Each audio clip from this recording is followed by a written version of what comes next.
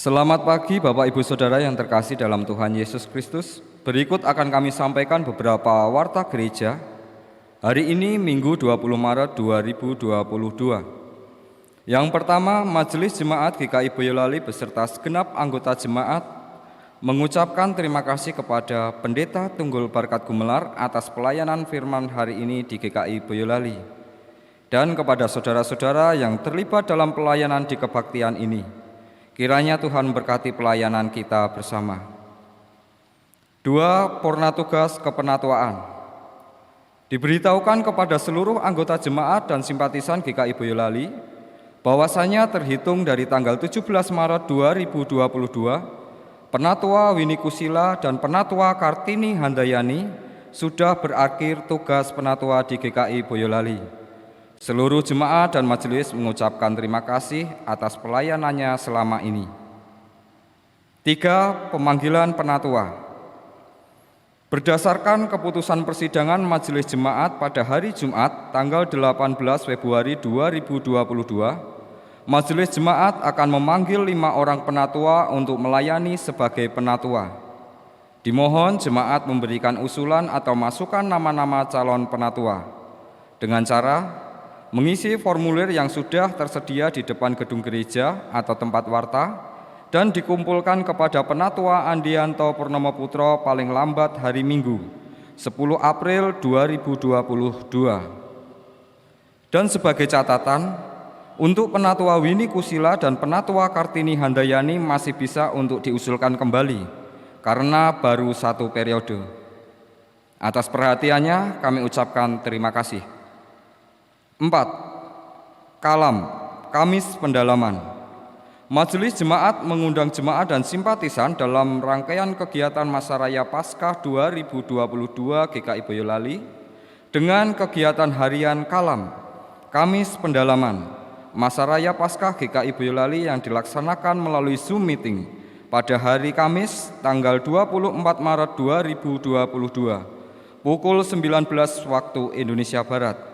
Tema merespons peringatan Tuhan. Bacaan terambil dari 1 Korintus pasal 10 ayat 1 sampai 13. Dan Zoom ID akan dibagikan H-1 dari pelaksanaan. 5. Rapat sinkronisasi program kerja. Mengundang perwakilan anggota pengurus bidang dan komisi GKI Boyolali dalam acara rapat sinkronisasi program kerja pada hari Minggu 27 Maret 2022 setelah kebaktian pagi. Terima kasih atas perhatiannya. 6. Katekisasi. Diberitahukan kepada seluruh anggota jemaat dan simpatisan GKI Boyolali bahwa Majelis Jemaat membuka kelas katekisasi. Bagi anggota jemaat dan simpatisan yang ingin mengikuti bisa mendaftarkan diri ke Bapak Bambang selaku tenaga administrasi gereja.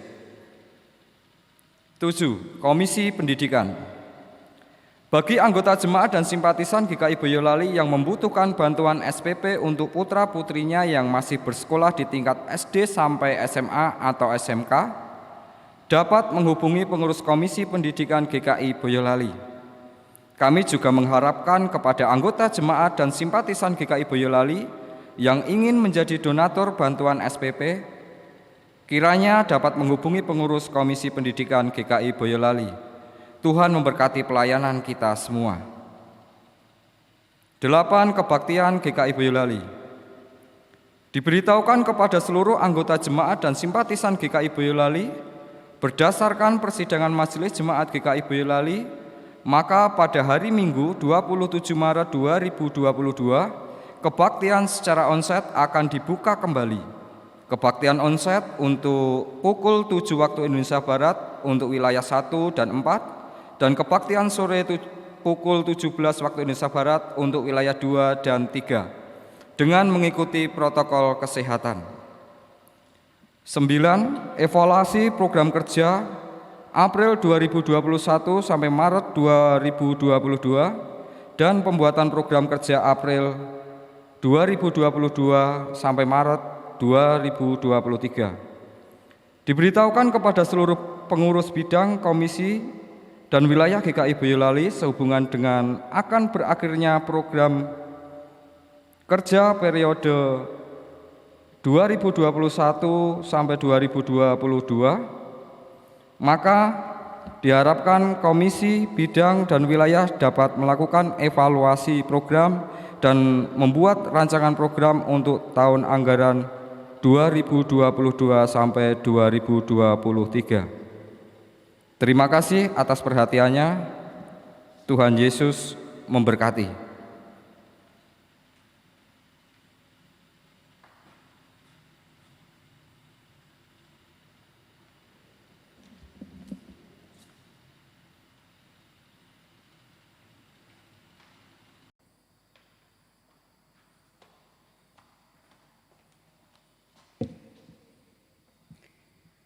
Ya Allah, Engkaulah Allahku.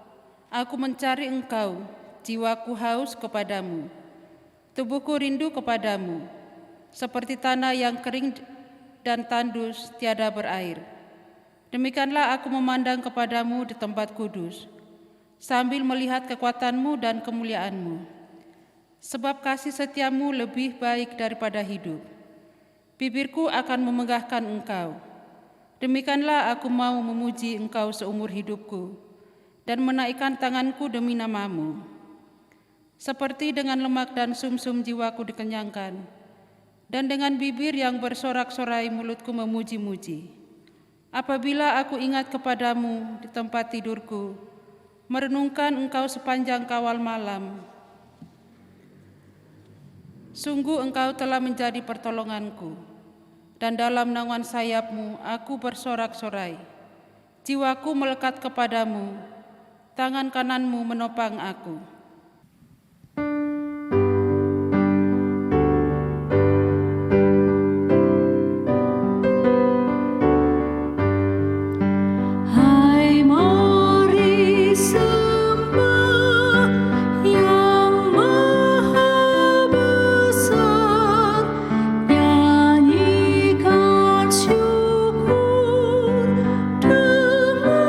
Bergema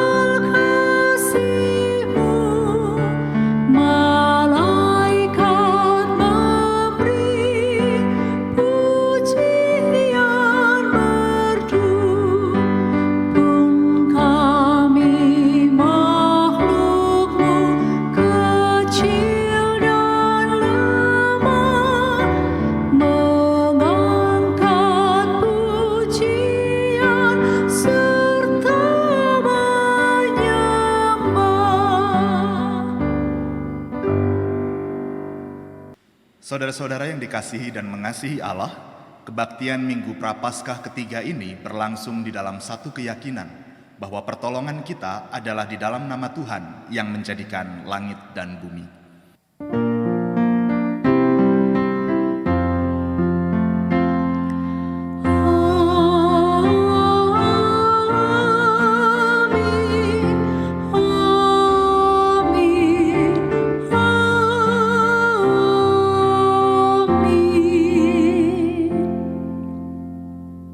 Kasih karunia dan damai sejahtera dari Allah Bapa, Anak, dan Roh Kudus menyertai saudara. Saudara-saudari, di Minggu Prapaskah ketiga saat ini, kita akan bersama-sama menggumuli tema pertobatan sebagai gaya hidup. Melalui tema ini, kita diharapkan mampu memahami bahwa Allah menginginkan umat-Nya hidup dalam pertobatan dan menghasilkan buah-buah pertobatan. Melalui tema ini juga, kita diharapkan untuk tidak sibuk menilai dan menghakimi orang lain, tetapi lebih serius dengan diri sendiri untuk menjadikan pertobatan sebagai gaya hidup.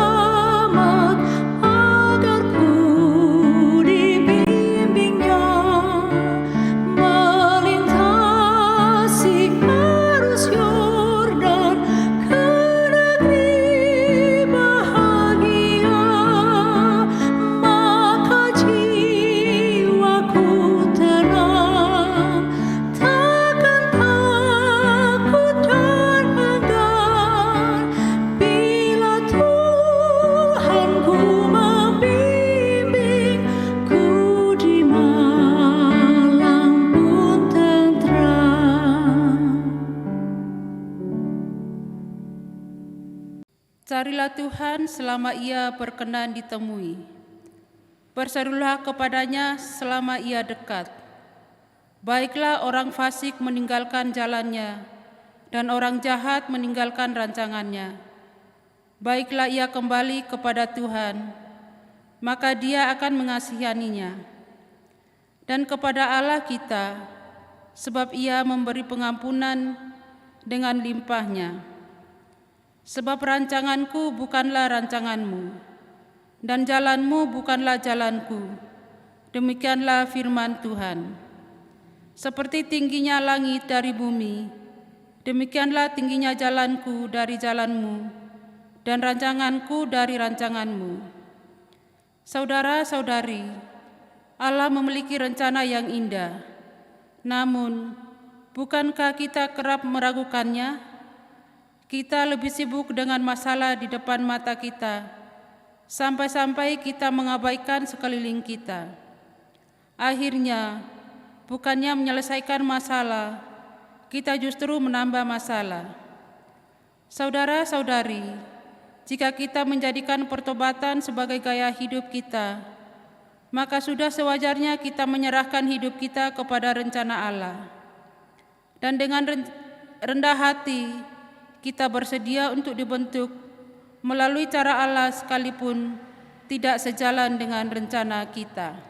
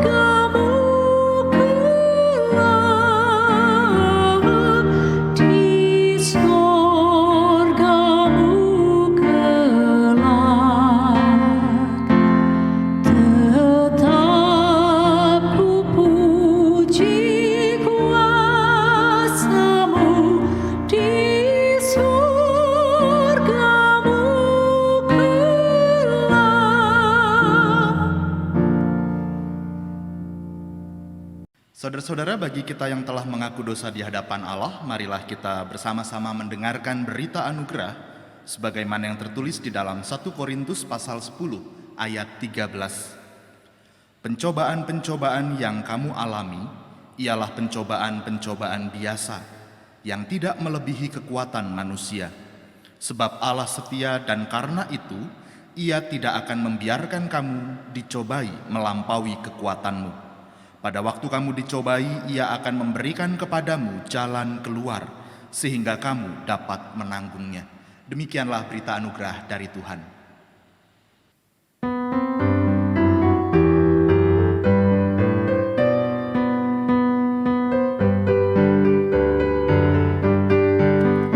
Perubahan besar di kehidupanku sejak Yesus di hatiku. Di jiwaku bersinar terang yang cerah sejak Yesus di hatiku. Sejak Yesus di hatiku. Sejak Yesus di hatiku. Jiwaku bergemar bagai ombak besar sejak Yesus di hatiku.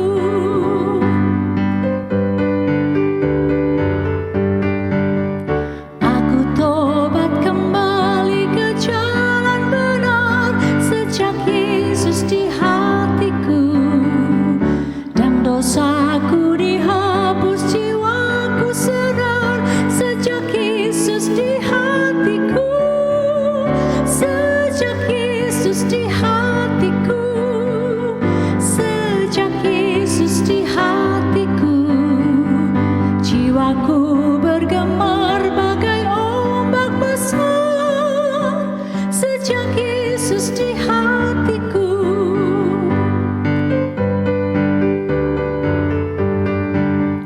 Aku rindu pergi ke tempat Tuhanku sejak Yesus di hatiku. Aku riang gembira berjalan terus sejak Yesus di hatiku. Sejak Yesus di hatiku. Sejak Yesus di hatiku. Jiwaku bergemar bagai ombak besar sejak Yesus di hatiku.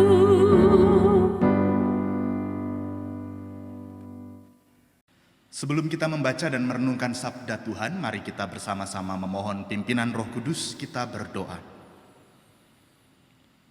Dengan segala keterbatasan kami, ya Allah, kiranya Engkau saja yang menerangi hati dan pikiran kami, agar kami dapat berpikir dan merasakan seturut dengan kehendak-Mu, sehingga di dalam keseharian kami dapat mewujud nyatakan sabda-Mu dengan bijaksana. Berfirmanlah ya Tuhan, sebab kami anak-anak-Mu siap untuk mendengarkan. Di dalam Kristus Sang Firman yang hidup, kami naikkan doa ini. Amin. Saudara-saudara, bacaan Alkitab kita pada saat ini diambil dari Injil Tuhan Yesus Kristus menurut Lukas pasal 13, ayat 1 sampai 19.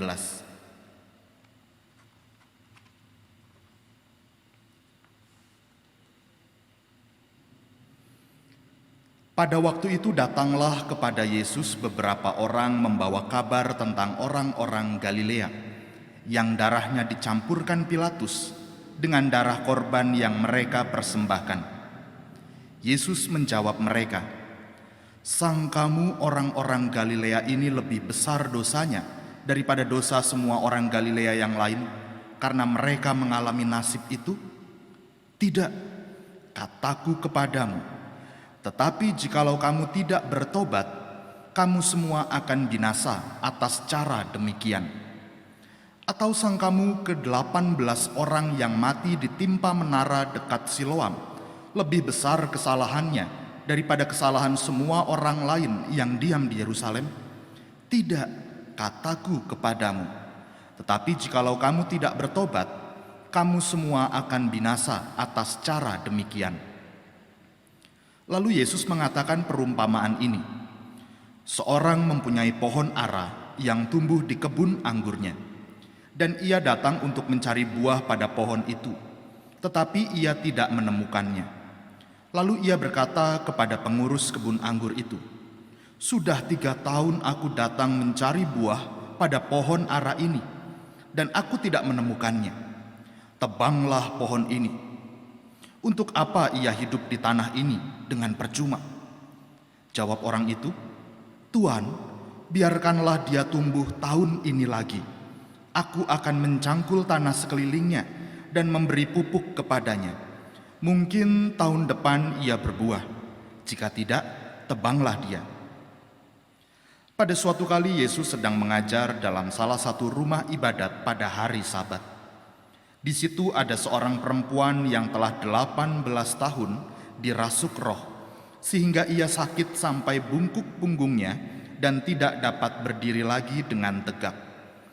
Ketika Yesus melihat perempuan itu, ia memanggil dia dan berkata kepadanya, "Hai ibu, penyakitmu telah sembuh."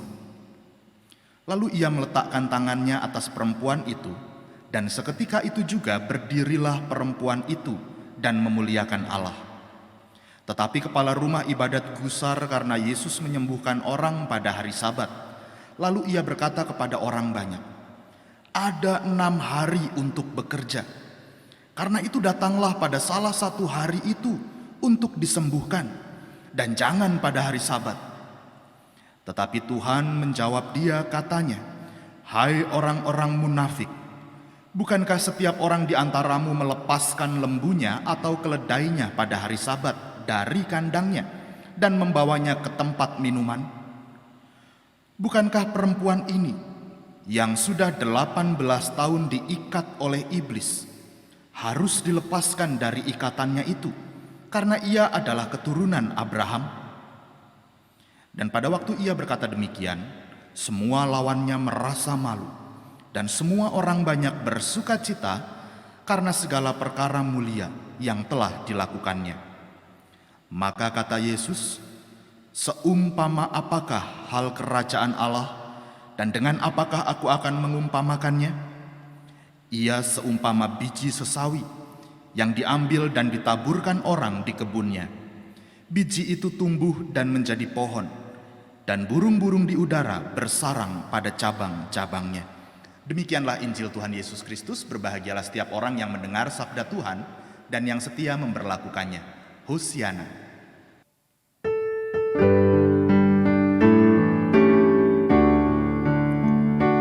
Hosiana, Hosiana, Hosiana.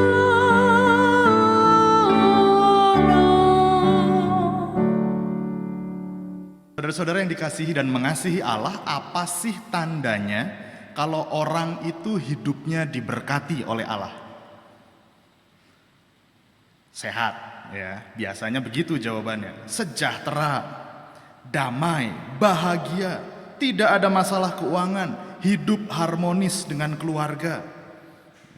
Kecil bahagia, muda foya-foya, tua kaya raya, mati masuk surga.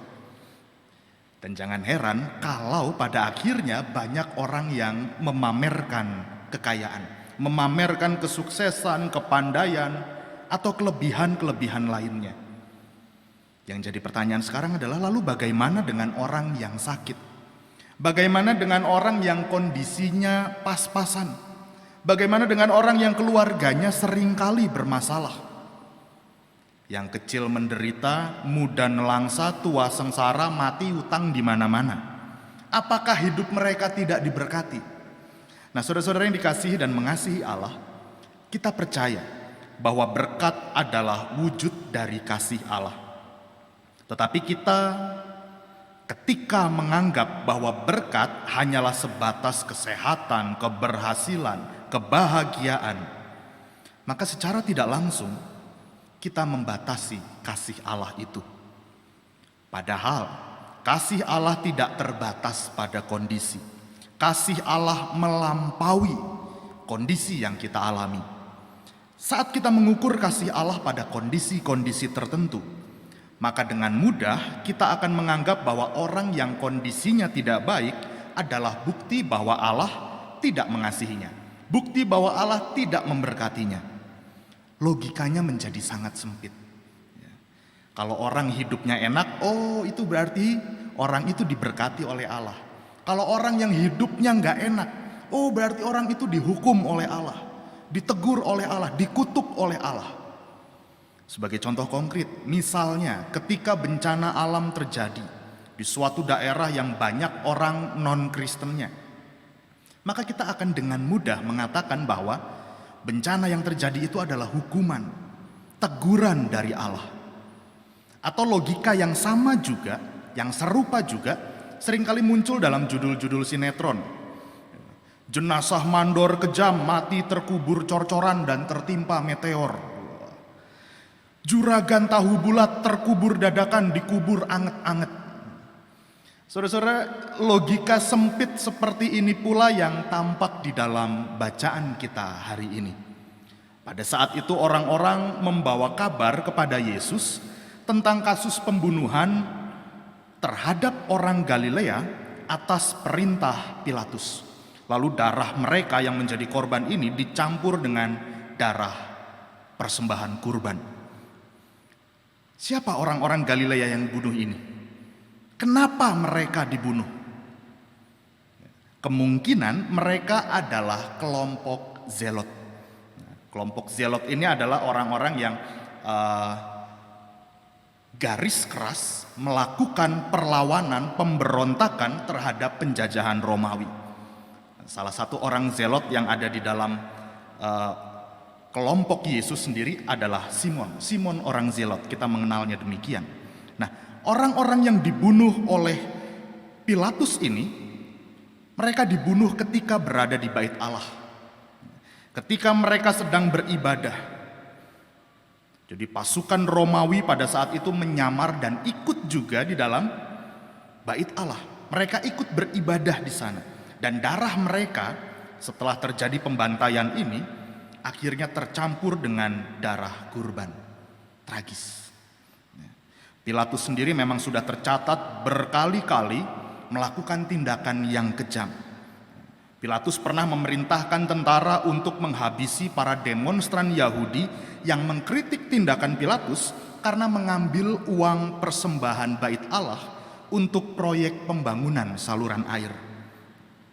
Pilatus juga pernah memerintahkan untuk membantai orang-orang Samaria di Gunung Gerizim, gunung sucinya orang Samaria.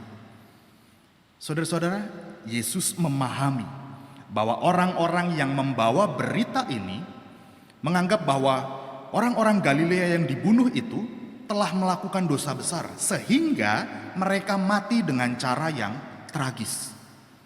Yesus menolak pandangan ini. Yesus menolak pandangan bahwa penderitaan adalah hukuman untuk suatu dosa tertentu. Yesus menolak pandangan bahwa beratnya penderitaan, tragisnya kematian itu menandakan besarnya juga dosa mereka. Yesus menolak. Nah, penolakan Yesus ini menjadi semakin dipertegas ketika Yesus mengangkat kasus tragis yang kedua, yang berhubungan dengan proyek pengadaan air minum. Jadi belum lama di Yerusalem ini ada satu kasus kecelakaan yang menyebabkan 18 orang Yerusalem meninggal. Nah, para korban, ke-18 korban ini adalah mereka yang terlibat membangun menara Siloam di sudut tembok kota. Nah, dari kasus kematian 18 orang ini beredarlah rumor di tengah masyarakat bahwa itu adalah hukuman bagi orang-orang yang menolong Pilatus karena telah melakukan proyek-proyek yang tidak baik. Yesus menolak pandangan demikian. Yesus mengatakan tidak, mereka tidak lebih berdosa daripada orang-orang Israel lainnya. Dengan kata lain, kecelakaan atau malapetaka secara fisik bukanlah hukuman akibat dosa. Ada banyak orang yang lebih berdosa daripada mereka juga mengalami malapetaka dan penderitaan. Nah, momen ini kemudian dipakai oleh Yesus untuk memperingatkan mereka supaya bertobat. Daripada sibuk mikirin dosa orang lain, alangkah baiknya kalau mereka semua bertobat, kalau mereka semua memperbaiki diri, melihat dulu ke dalam diri. Sebab bagaimanapun juga, tidak adanya pertobatan akan menghasilkan kebinasaan. Jadi kebinasaan ini bukanlah hukuman Allah, melainkan konsekuensi. Sama seperti misalnya kalau orang lagi sakit lalu kemudian tidak mau makan, tidak mau minum obat, ya risikonya ya mati. Apakah orang yang kemudian meninggal karena tidak mau makan dan tidak minum obat itu adalah hukuman dari Tuhan? Bukan. Itu konsekuensi dari tindakannya. Kalau kita binasa, apakah itu hukuman Tuhan? Bukan. Itu konsekuensi dari keengganan kita untuk hidup di dalam pertobatan. Saudara-saudara yang dikasihi dan mengasihi Allah, pertobatan bukanlah peristiwa satu kali untuk seumur hidup. Di dalam perumpamaan tentang pohon ara, Yesus menggambarkan kesempatan yang diberikan oleh Allah agar manusia bertobat dan menghasilkan buah-buah pertobatan. Artinya kalau berbuah itu kan terus-menerus, tidak hanya satu kali. Yesus menyebut kata 3 tahun. 3 tahun adalah waktu yang merujuk pada karya pelayanannya di dunia. Karya pelayanan yang sebetulnya bisa dibilang sudah hampir selesai. Tetapi nyatanya, sayangnya, mereka belum juga berbuah. Itulah sebabnya Yesus juga menggambarkan di dalam perumpamaan tersebut pengurus kebun anggur yang meminta tambahan waktu dan akan bekerja secara ekstra demi berbuahnya si pohon ara. Tindakan yang dilakukan adalah mencangkul dan memberi pupuk. Ini sekaligus menjadi gambaran akan kematian Kristus yang pada akhirnya menjadi titik pijak bagi para murid untuk berbuah dan melanjutkan karya Kristus. Saudara-saudara, pertobatan sewajarnya menghasilkan buah. Buah-buah pertobatan itu melekat pada karakter dan perilaku. Bukan peristiwa sesaat. Bukan lompatan gerak sesaat. Bukan kebaikan sesaat. Di dalam bahasa Yunani bertobat itu disebut dengan metanoia, yang berarti berbalik arah. Oleh sebab itu bertobat bukan hanya berhenti melakukan tindakan dosa, tetapi berbalik arah dari dosa. Bukan sekadar berhenti mencuri, melainkan berusaha untuk memberi dan berbagi.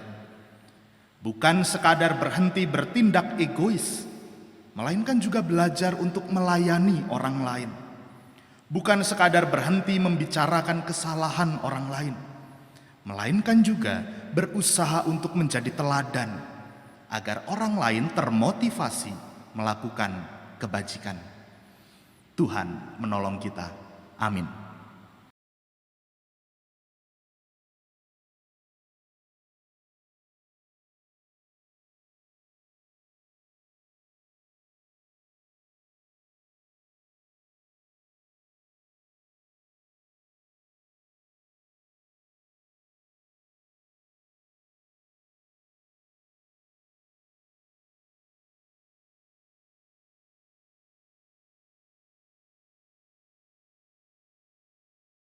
Marilah kita mengikatkan pengakuan iman kita seturut pengakuan iman rasuli. Hendaklah masing-masing menyatakan, Aku percaya kepada Allah, Bapa yang Maha Kuasa, Khalik langit dan bumi, dan kepada Yesus Kristus, anaknya yang tunggal Tuhan kita, yang dikandung dari Roh Kudus, lahir dari anak darah Maria, yang menderita sengsara di bawah pemerintahan Pontius Pilatus, disalibkan, mati dan dikuburkan, turun ke dalam kerajaan maut. Pada hari yang ketiga bangkit pula dari antara orang mati, naik ke surga, duduk di sebelah kanan Allah Bapa yang Maha Kuasa. Dan dari sana ia akan datang untuk menghakimi orang yang hidup dan yang mati. Aku percaya kepada Roh Kudus, gereja yang kudus dan am, persekutuan orang kudus, pengampunan dosa, kebangkitan orang mati dan hidup yang kekal. Amin. Mari kita bersyafaat.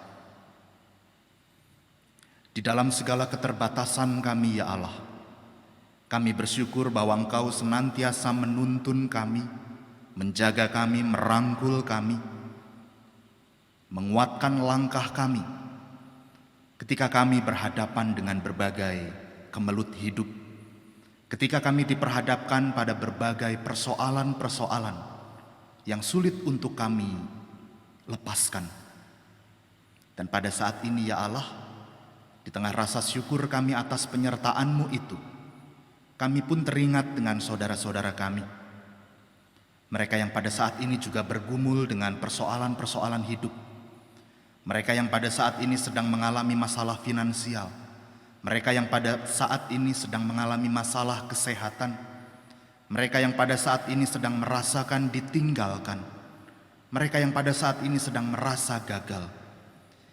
Kiranya kasih-Mu tidak berhenti pada kami, tetapi juga dapat kami teruskan dan wujud nyatakan, untuk kami dapat merangkul mereka, untuk kami dapat menguatkan mereka, berjalan bersama-sama di tengah kemelut hidup. Biarlah kiranya pertobatan kami tidak hanya sekadar perubahan tingkah laku semata, tetapi mewujud nyata di dalam keseharian kami, di dalam relasi kami dengan sesama kami, di dalam upaya kami untuk saling menguatkan dan saling menopang, sehingga kami dapat terus menjaga satu dengan yang lain. Kami juga berdoa untuk gereja-Mu, jemaat-Mu di tempat ini, dengan segala pergumulan, dengan segala harapan yang masih tertanam, di tengah masa pandemi, di tengah begitu banyak perubahan. Biarlah kiranya Engkau senantiasa memelihara kami semua, menjaga kami semua, menopang kami semua, sehingga melalui kami, cinta kasih-Mu dapat terus diwujud nyatakan, cinta kasih-Mu dapat terus dirasakan oleh orang-orang di sekitar kami. Pada saat ini ya Allah, kami juga teringat dengan saudara-saudara kami, mereka yang menjadi korban dari perselisihan, dari konflik bersenjata yang terjadi antara Rusia dengan Ukraina.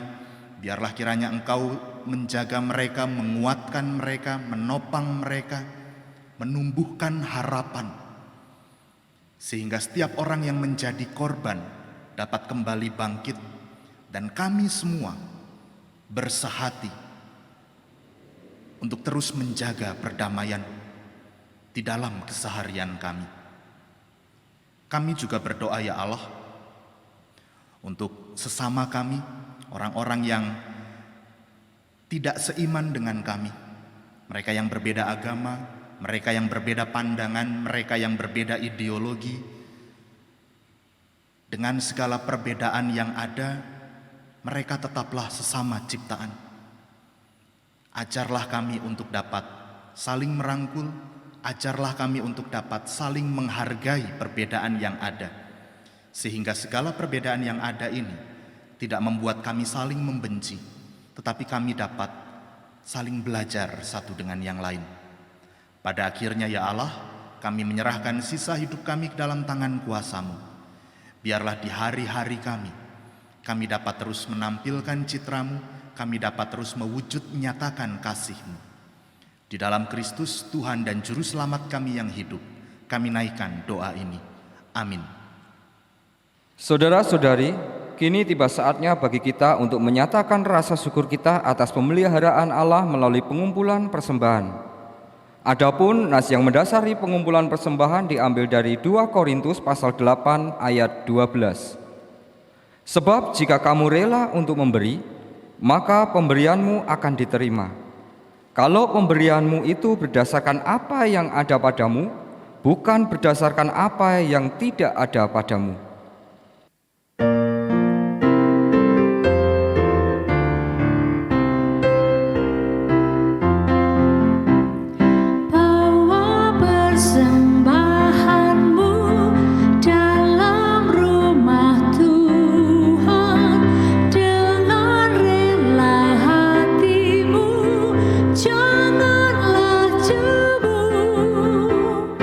Bawa persembahan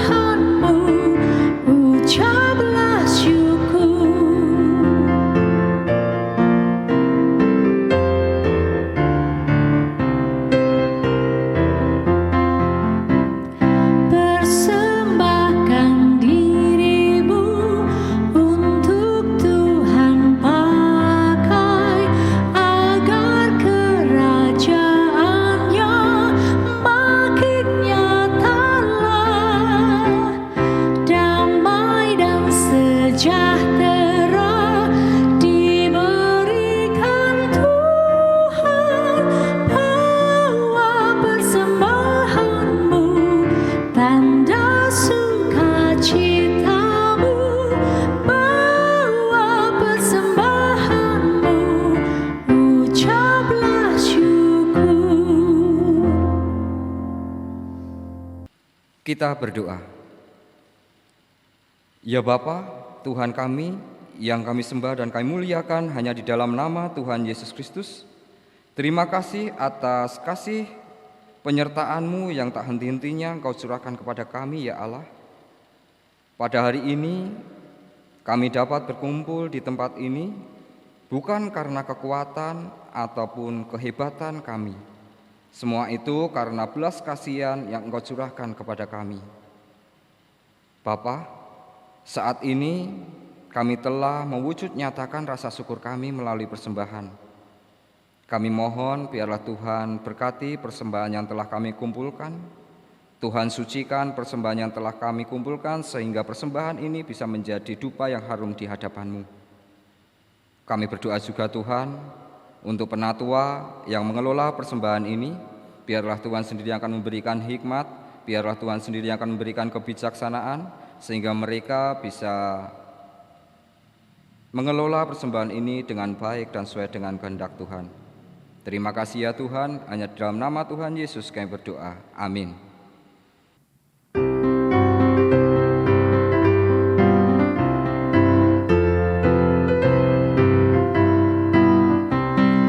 Pakailah waktu anugerah Tuhanmu, hidupmu singkat bagaikan kembang.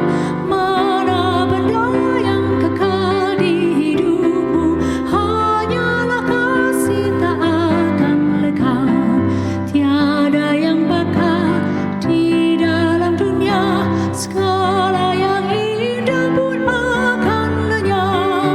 Namun kasih-Mu demi Tuhan Yesus sungguh bernilai dan tinggal tetap.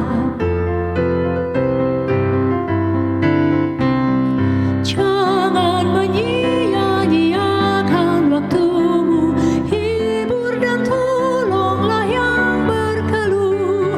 Biarlah lampumu terus bercahaya, muliakanlah Tuhan di hidupmu. Tiada yang bakal di dalam dunia, segala yang indah pun akan lenyap. Namun kasih-Mu demi Tuhan Yesus sungguh bernilai dan tinggal tetap. Karya jerih-Mu demi Tuhan Yesus dan dihargai benar oleh-Nya. Kasih yang sudah Kau tabur di dunia, nanti Kau tuai di sorga mulia. Tiada yang bakal di dalam dunia, segala yang indah pun akan lenyap. Namun kasih-Mu demi Tuhan Yesus sungguh bernilai dan tinggal tetap.